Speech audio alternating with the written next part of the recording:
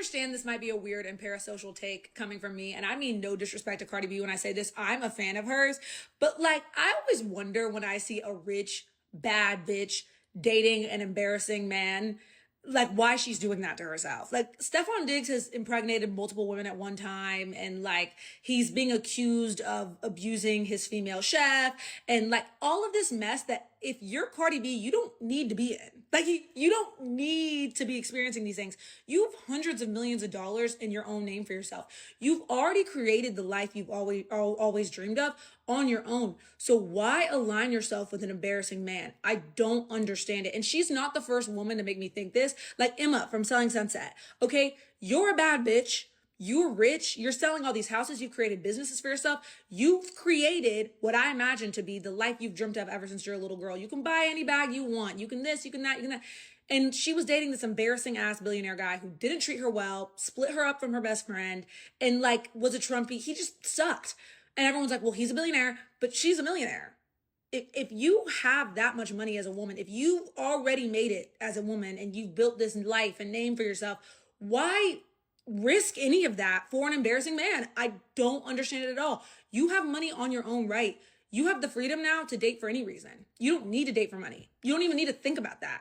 So why align yourself with an embarrassing rich guy? Like just date someone who is nice to you. I don't.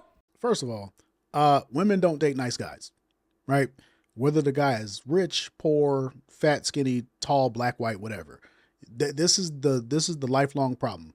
Trying to get women to date the right guy or the nice guy. They just don't, they don't do it.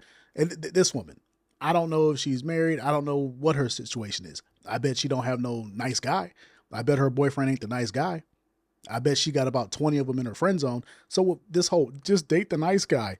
Shut up. No woman dates the nice guy. Shut up. Now, secondly, when you see stuff like this, understand it's a mix between mental health issues and women just simply wanting plausible deniability. A lot of these women, they will identify something in that guy that lets them know, okay, I can manipulate this guy. He's stupid. He has low self-esteem, or he's a dirtbag. So I can manipulate that to get what I want. Right. So they're running a play. When you see the town bicycle, right, and that's what Cardi B is. Cardi B is out here jumping from guy to guy, just like Meg Thee Stallion and, Lil Kim back in the day, right? For all the older people, when you see, especially in the realm of like hip hop and entertainment, when you see these women who jump from guy to guy to guy, they're the town bicycle, right? Everybody's getting their turn. When you see these people and they get with the bad guy, the proverbial, bad boy, the criminal, they're doing this because in their mind, one, they know that they don't qualify for a good man. They know, right? So they're not even going to try to get that good guy. But two, they want to make sure that they can keep that toxic life going, right? They want a guy who's potentially a fallback plan, right? They want to be in a relationship and have somebody, but they don't want to have to take it too serious. So they go out there and they get with a dirtbag. It's very easy, right? And you guys got to understand, these women are also understanding that they can run a play. Cardi B's with Stephon Diggs. He got a bunch of baby moms, bunch of kids by a bunch of different people. She can go over there, get with him, pop out a baby, boom, just like that, child support. So if it all goes wrong, like keep in mind, she's not going to need his money. She got good money. He got good money. But in most situations, that successful woman is going to get with that guy because she can control him, and she can get with him because she knows if he beats on me, if he cheats on me, I have plausible deniability. Oh, I just loved him so much, and I gave him a chance, and I put myself out there, and all the men are going to know she's full of crap. All the women are going to know she's full of crap. But the girls club is going to double down and be like, oh yeah, girl, we know what it is. We know how it is when you in love. Cardi B is with this guy because she knows he's going to cheat. Cardi B is with this guy because she knows that it's going to make Offset jealous. Like she is willing to put herself, the kids she has with Offset, and the kids she has with Stephon Diggs in harm's way. Why? Because she wants to have fun. She's sick in the head, right? So there's something wrong with her. Like I said, it's mental health issues. These women don't care about their babies. They don't care about the kids they have with these dudes. They care about the fun they can have, the excitement they can have from these relationships. And like I said, they don't even qualify for good men. You don't see these people going. Drake. Look at Drake. When Drake was in love with Nicki Minaj wanted nothing to do with Drake. Back when he was the good guy. I don't actually know that he was ever the good guy, but let's just assume back when he was doing his YMCMB thing, right? Let's just assume, '09 to like 2012. Let's just assume he was the good guy.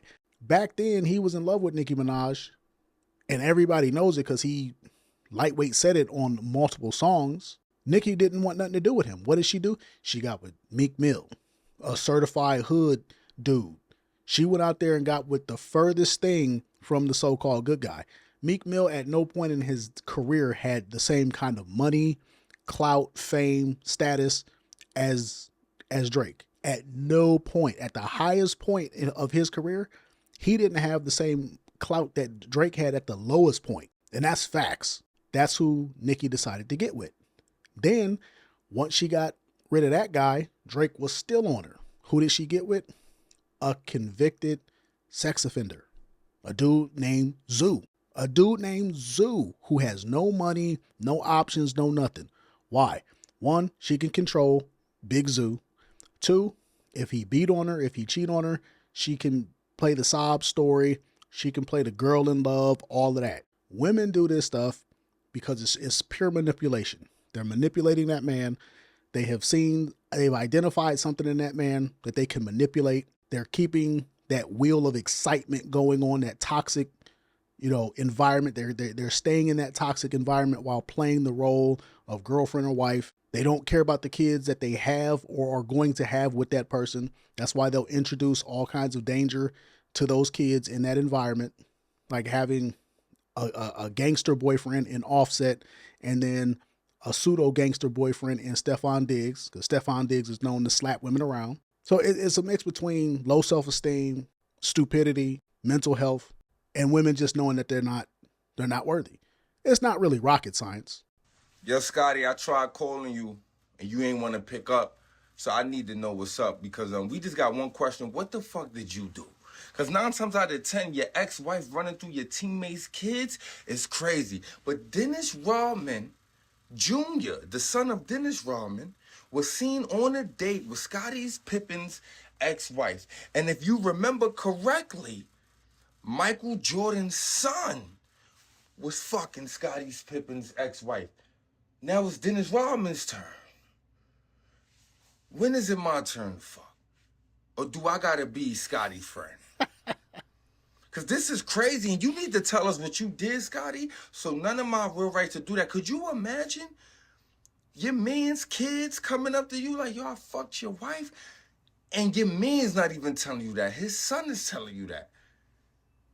This is crazy. She's running through the whole starting 5 kids. Yo, Scotty, See, this is why I say, this is exactly why I say that it's a mental health thing. This woman, if you guys don't remember, Larsa Pippen, she started off her whole ridiculous, journey by dating Future. And at the time, I think Scottie Pippen Jr. was like a huge Future fan. Right? He was a huge Future fan. He went to a concert. I think she met him at a concert where her and Scottie Pippen Jr. were both there or something like that. And somehow or another, they get linked up. It's probably through DMs on Instagram. I don't know. Either way, Scottie Pippen Jr. is a huge fan of Future. And then all of a sudden, Future is knocking down his mom while she's with Scottie Pippen. Right? And that's kind of what broke up the whole marriage and everything like that. So Scottie Pippen Jr. is watching this happen. He's watching his favorite rapper knock down his mom. Then the whole marriage falls apart. I don't know what happened. I don't know if Scottie Pippen Jr. cussed his mom up one wall and down the other, if he took sides with his dad. I don't know what happened, but I know what came from that is that this woman started dating his teammates. If you remember a couple years ago, she was dating Malik Beasley, who was literally on the same team. They was both playing for like Memphis, and Malik Beasley was on the team, and she was dating the guy, right? She was dating his teammate. Then, and first of all, you got to think about how insane that is on both sides. You're Malik Beasley and you just decide, I'm going to date my teammate's mom. Keep in mind, she wasn't like 35. She was like 46, 47 when this was going on. So you're young Malik Beasley, you're 22, 23, dating this woman who's double your age and your teammate's mom. So like, you got to think about the mental capacity of that guy. Like, that guy's just a complete dirtbag. So she definitely identified in Malik Beasley a weak-willed man that she could manipulate and get a check out of or get something out of. I don't let him off the hook just for being young, because you should recognize that, yo, something wrong with this chick. You trying to date your son's friend? Like, she wasn't trying to crack. She wasn't trying to smash. She was trying to date and take him serious. So that's on some whole other stuff. But then she goes and she dates Marcus Jordan, a kid that she was basically a godmom to, even she babysat these kids, probably changed some diapers. Like, bro, what are we talking about? She's mental. She's deranged, and nobody wants to call this chick sick. They don't want to call her sick in the head. Like, bro, the fact that you raise these kids, you watched them from knee high, fed them graham crackers and read them bedtime stories, and now you sleeping with one of them, bro. What are we talking about? Why are we not calling this woman a disgusting human being? Like, we'll say, oh, she's desperate and she's this and she's that, but we won't call her disgusting. We won't call her a predator. I didn't hear no women calling her a predator when all this popped off. Right. And then you once again, you got to think about Marcus Jordan. Like, I get the allure of an older woman, but like a woman who's that close to you in terms of like, familial relationship, bro, what's wrong with you? It's why I say it's all mental health. She identified in Marcus, oh, I can victimize this dude. Not saying he was a victim, but just simply saying she identified something in him where it's like, I can manipulate this guy. I can take something from this guy. I can get something from this guy. Because keep in mind, they was about to get married until Michael Jordan was like, yo, I'm going to cut you out the wheel. Keep playing around and I'm going to cut you out the wheel because you acting stupid. But she had him locked and loaded. She had him ready to go. So that just shows you she's sick in the head. Marcus is weak. He's sick in the head. So she almost hit a home run. She almost hit a lick. But the reason I say this is mental illness is because I've seen this happen before. I've seen this when I was in the military. I had a guy I worked with, and his sister would date everybody. She would date or sleep with everybody that we worked with. Like, he was in my same work center. She dated everybody, every man in the work center she either dated or slept with. And this happened over like a 5-year period. So she was dating everybody, sleeping with everybody. It was just the craziest thing. And it was like she had some weird preoccupation with rubbing it in his face that she's sleeping with these people. And she was very sexual around these people in his presence. So it was like, it was just weird reverse, like Oedipus complex. And I think that's what's going on with Larsa Pippen, man. Like, I don't think she's trying to get at Scotty. I honestly think she's trying to get at Scottie Pippen Jr. She's mad at her son, and she wants her son to have to like suffer. Like, she's trying to rub her sexual exploits in her son's face. She wants him to be very acutely aware of what she's doing sexually. So she keeps dating people around him, close to him. Because keep in mind, Scottie Pippen Jr. is in the D League or the G League, whichever one. And Scottie Pippen Jr. is he plays for Memphis, and then Dennis Rodman Jr. is in the D League. So Dennis Rodman Jr. definitely knows Scottie Pippen Jr. Right? They're a few years apart, I think. And then obviously Marcus Jordan is a bit older, but they would all know each other. So she's making sure she's keeping it in the family. She's doing this on purpose. There's a mental component to it. I'm not a psychologist, so I'm not going to try to, psychoanalyze her, but you can't convince me that there's not something mentally wrong with Larsa Pippen. And if you remember, I saw him on Instagram. I thought he was like super handsome, and I slid into his DMs, but like I waited for the opportunity because I was like, how can I slide into his DMs and not come across as fucking Riley Reid, the star? Yeah. Like, how can I come across as like Ashley? He finally posted about a book that I had read. That's kind of was my way in, because I was like, all right, like I'm gonna like show you I read books. I'm somebody, like I'm not just like this like sexual item that I portray myself on Instagram. Wanted to hang out On Instagram? Really? You're not this sexual item that you portray yourself to be on Instagram? Out of all the places that you portray yourself to be a sexual item, it's Instagram? That's the one that you want to throw out there? Really? With him, but like by doing like a collab or whatever. I don't want to go on a date because like that implies romantic gestures. So like let's just do a collab because that's kind of like doing a podcast. It's like very kind of professional. It's not like romantic at all. And it's a good way to get to know somebody good and way see to- if there's something there. Yeah, to catch their vibes without it being romantic. During our collab, we like instantly had chemistry. We were just like shooting little love hearts at each other. Like while we're filming, at one point he's like playing with my hair, like you could see it, and I was like, you didn't have to play with my hair. You just wanted to be playing with my hair. There was like just like this really cute intimacy that we had, and we hung out a couple of times, and then we were basically inseparable ever since. I saw him on Instagram. I thought he Okay. So this is why I say that it's mental illness. First of all, in order to be Riley Reid or a person in her profession, you have to be somewhat mentally ill. There has to be a degree, a very meaningful degree of mental illness. You can't convince me otherwise.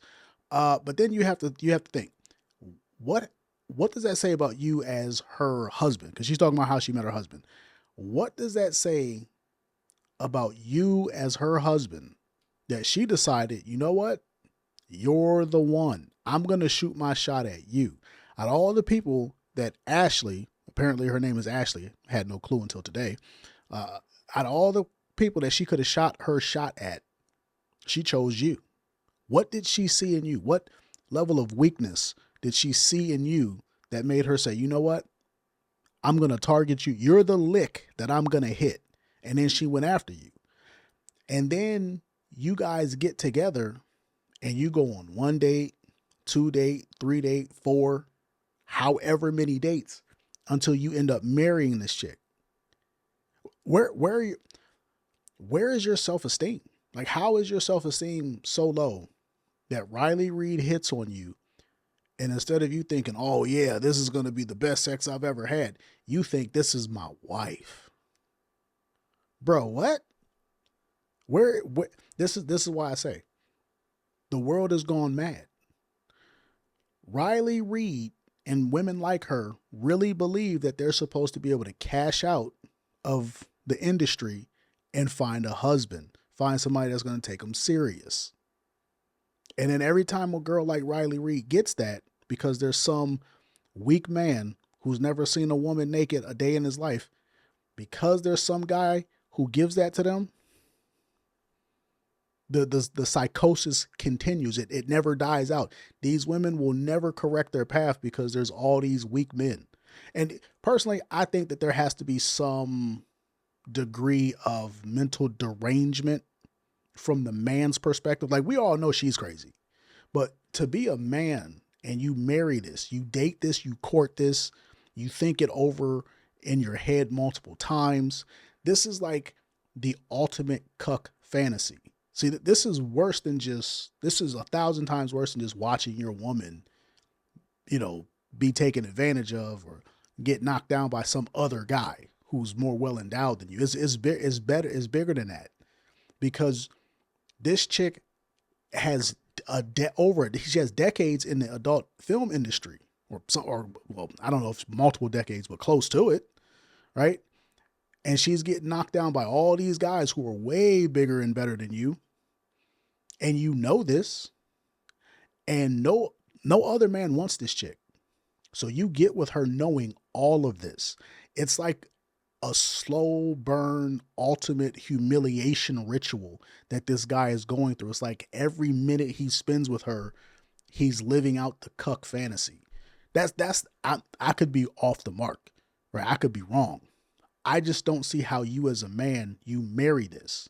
Like, I definitely see as how she as a woman decides to hit a lick and she's like, okay, yeah, I'm gonna play the role and I'm gonna portray myself as Ashley and not Riley Reid, because she wants to cash out. Keep in mind, she's still active in the industry. She doesn't work with men, but she's still active. And they have a kid. So she doesn't care about that kid and what the kid's going to go through because of who the mom is. And she don't care about the man. She don't care about his strained relationships with his friends and family. And he apparently doesn't care that everybody's laughing at him. And there's no way that she can honestly respect him. He's just a lick that she needed to hit. This is why I say it's all mental illness. Whether it's the man, whether it's the woman involved, it's a whole lot of mental illness. All of these people are crazy. The whole world has gone crazy as far as I'm concerned.